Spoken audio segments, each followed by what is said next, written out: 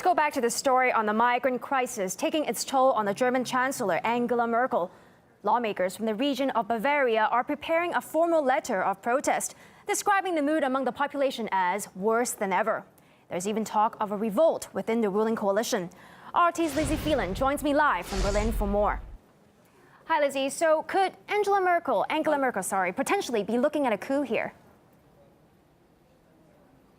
Well, there's little surprise that she's feeling this bad atmosphere because it's come as close to home as within her own ranks. Now, the Chancellor is facing a revolt that's primarily concentrated in the traditionally conservative state of Bavaria, which also happens to be the main entry point for refugees into Germany. The Chancellor is actually today visiting Bavaria in the wake of criticism from one of her most prominent allies, Bavaria's state premier, who is in fact threatening legal action over the Chancellor's so-called open door policy towards refugees, despite new figures released this week, which show that, in fact, the number of deportations of asylum seekers doubled in 2015. But he's for a long time been a staunch opponent of the Chancellor's approach to immigration, and here's what he's previously had to say on the topic.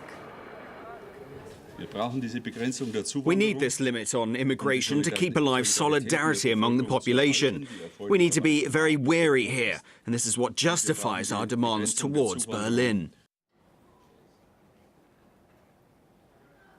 Now, adding salt to the Chancellor's wounds, many members of her own CDU party and its Bavarian sister party, the CSU, penned a letter to the Chancellor urging her to tighten borders, with her own transport minister using very inflammatory language, suggesting that Europe faces some kind of existential crisis unless borders are shut down. Now, all of this comes on the back of events, of course, in Cologne over New Year's, where hundreds of sexual assaults were alleged against people of primarily North African and Arab descent, through which there was a flurry of hysterical reaction in the media and a spike in racist attacks on the streets of Germany against ethnic minorities. Now, despite Merkel quickly trying to appease that reaction by backing laws that would see migrants deported more quickly to their country of origin, despite potentially violating the Geneva Convention, opinion polls show that support for her conservative bloc is at its lowest point since 2013. So essentially what we're seeing is, after a year